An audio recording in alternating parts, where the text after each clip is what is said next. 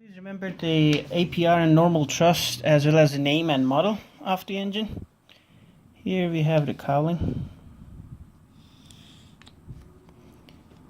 And here is the front of the engine. These are the blades we can see from outside.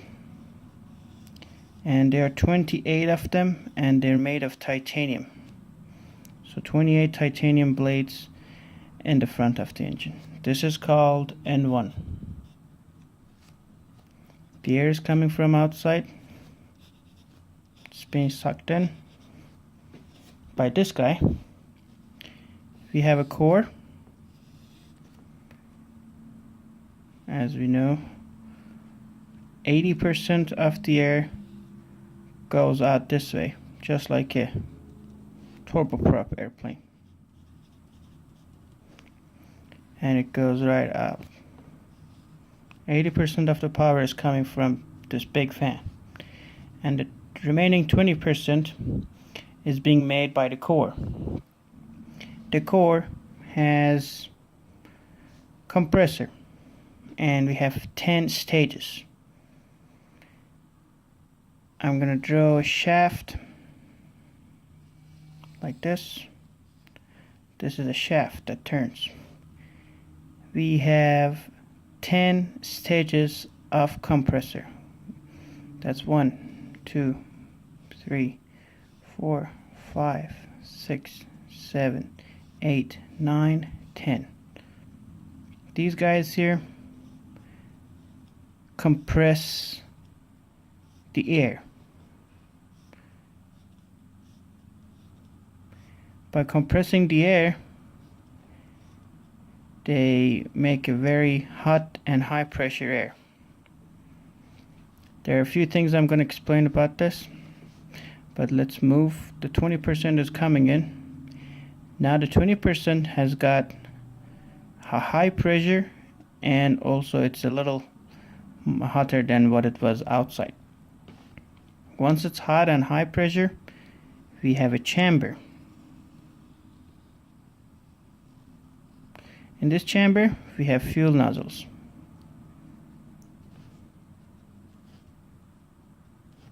I forgot the number of them, but I want to guess it's 10. It should be in CRJ study guide. And we have also igniters here that provides the fire or the ignition. And fuel is being sprayed, and we have hot temperature, high pressure air. So all three that to make fire is right here. Now the air was hot and high pressure right here. The air is really hot and high pressure. This is the maximum high pressure air that we're gonna have.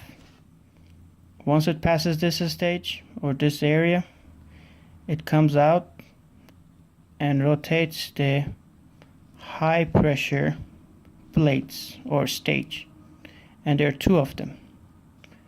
High pressure. Why is it called high pressure? Because the air is high pressure. It just makes sense. And then after that high pressure, there is low pressure. Why is it low pressure? Because it was high pressure, and now it has slowed down a little bit, so it is low pressure. And there are 4 of them. What this low pressure does, it is actually connected to another shaft that goes through the other shaft and is connected to N1. So these 4 at the end turn this big guy. And right here we have the exhaust area, and the air comes out. So again, this was 80% of it. This was 20. This air.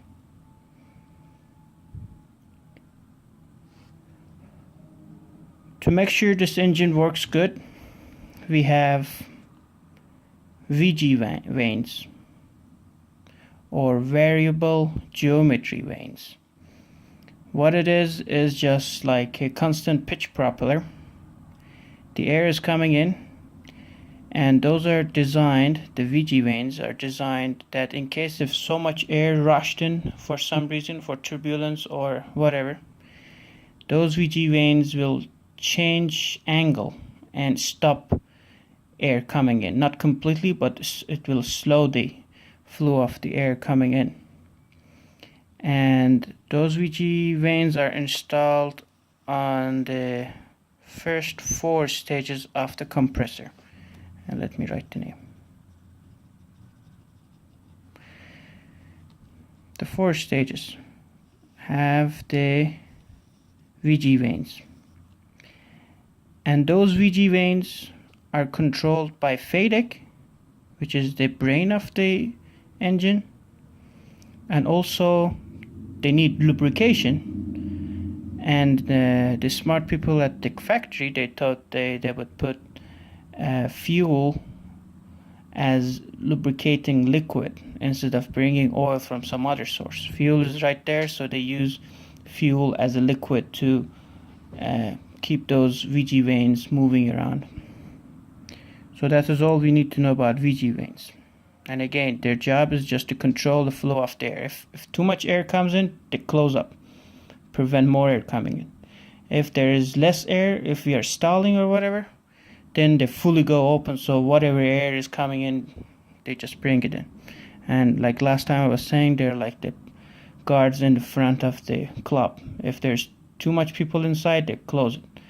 If there is not so many people inside, they let everybody in. Also, there's a valve, I guess should be somewhere here. It's called fart valve or operability valve. So let me put VG vanes were here, 1, 2, 3, 4, and there's just a valve, it's called operability valve. Just in case, again, we have too much pressure in here, too much air rushed in, or during shutdown, that some part of the engine stopped and the other part is still rotating, and that would be the core stopped and the N1 is still rotating and bringing air in, and there's too much pressure is built in here and nothing is going out, or for any reason that too much air came in, this operability valve opens and just puts the air out, reduces the pressure inside the compressor. That also, this and this both prevent compressor stall. And compressor stall is the time that too much air is in the compressor and it changes the angle of attack of the blades, so the blades are not producing any thrust or lift, because blades are just like a wing, like a propeller. So if you change, because there's so much pressure in there, you change the angle of the air hitting on those blades, so they're not efficient anymore. They're turning so hard, but they're actually doing nothing. So that's called compressor stall. By controlling the pressure of the air in this area by these two, you prevent compressor stall. And then right here we have the accessory gearbox, all the stuff we need for oil and for different stuff in the engine we have in here, that you know the list. Also, there is something, if you see the engine from outside, there's a little pitot tube looking kind of thing hanging out, and that is called T2 tube, if I'm not mistaken. I guess it's T2 tube. And this here gives information, the temperature information, I believe, to FADEC.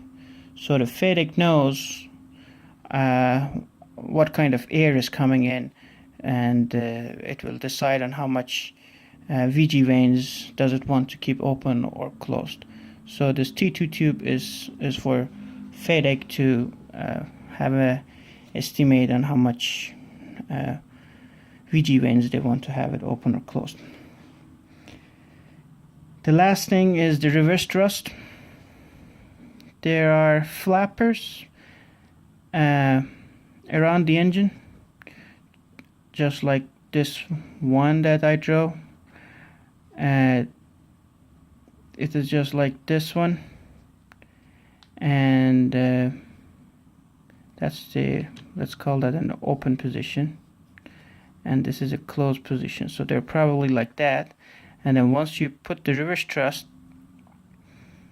and once you click them open, this comes out. There is a this part opens, and this flapper opens up, and it takes the power out of this area, and the power hits this flapper, and it goes this way. There's still some going out that way, but most of it goes out this way. And with it going to that direction, it pushes the airplane backwards. Other than that, I don't remember any other thing. Yep.